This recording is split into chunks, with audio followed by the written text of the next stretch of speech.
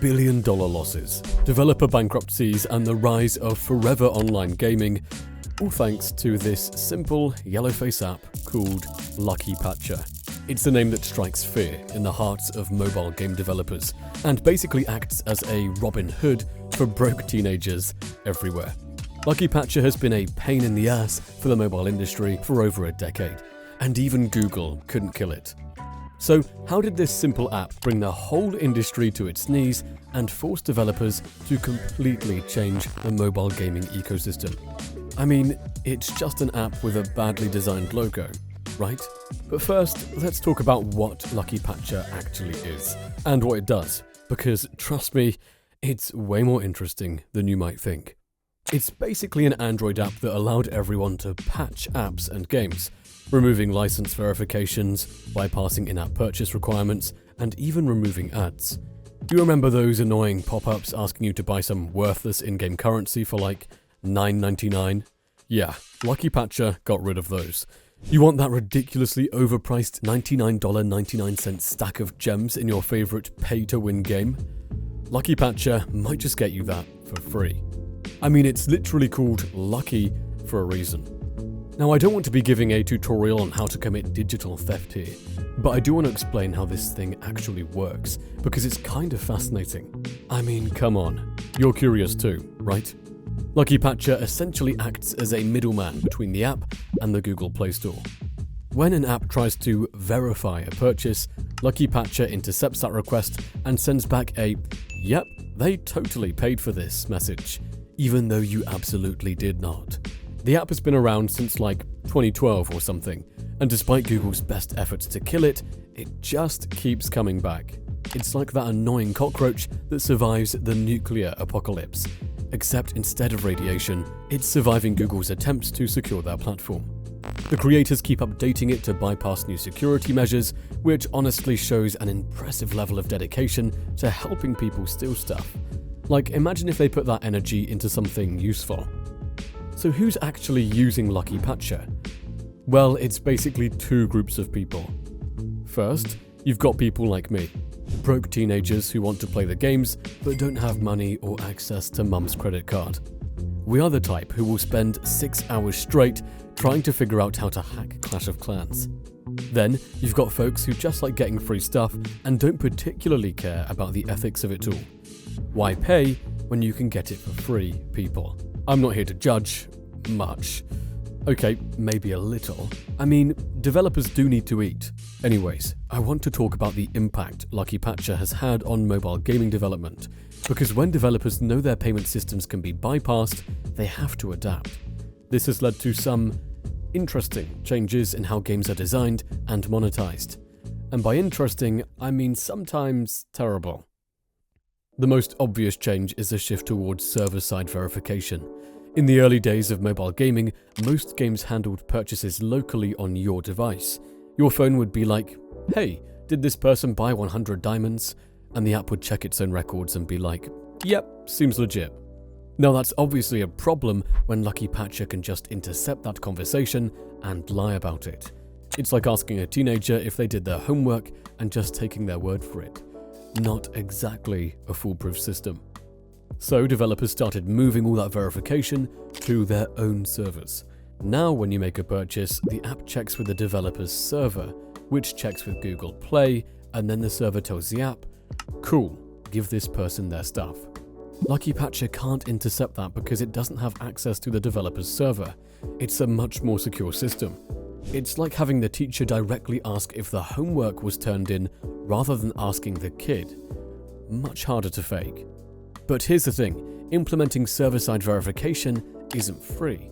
It requires maintaining servers, writing more complex code, and dealing with all sorts of networking issues. For big companies like Supercell or King, that's not a problem. They've got money flowing out of their ears thanks to all those sweet, sweet microtransactions. But for indie developers, it's a huge burden.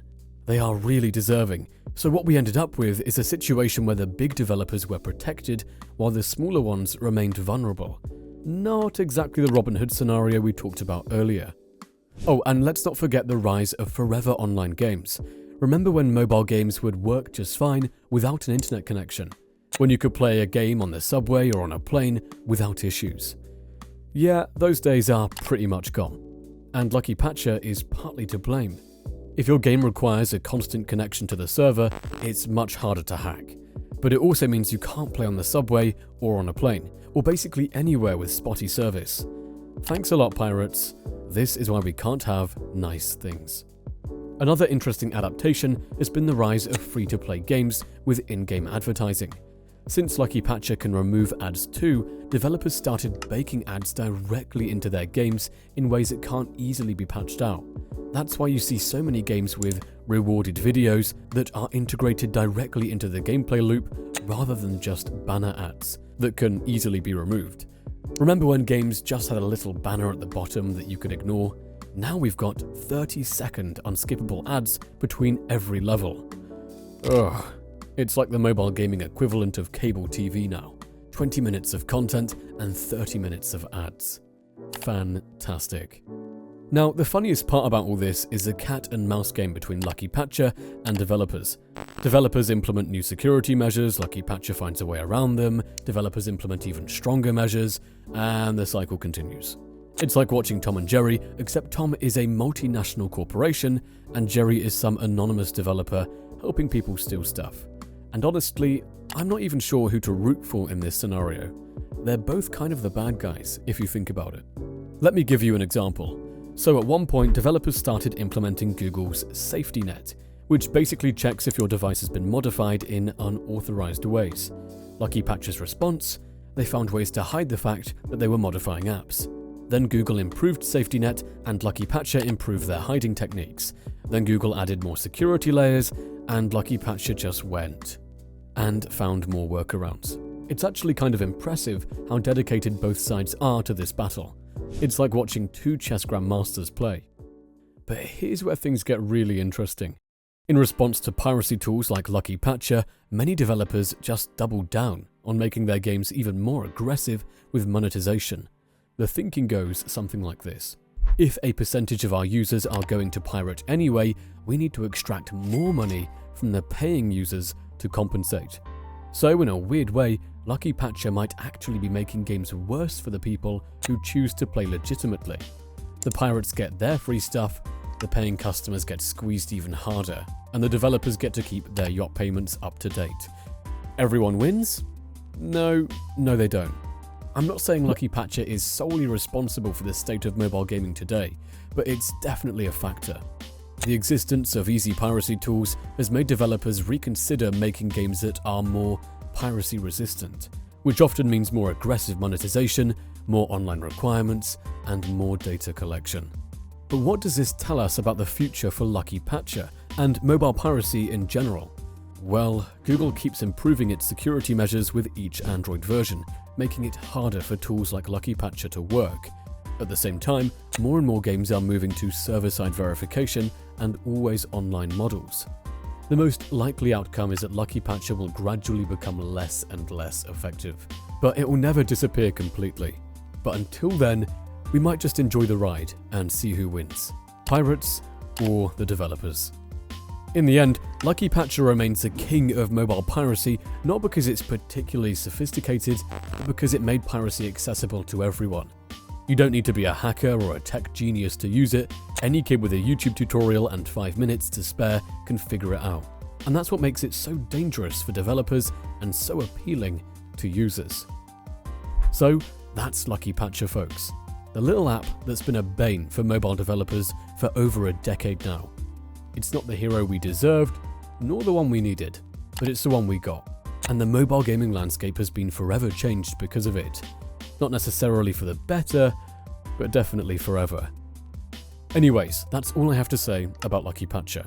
I mean, there's probably more to say, but this video is getting pretty long already, and you get the drift.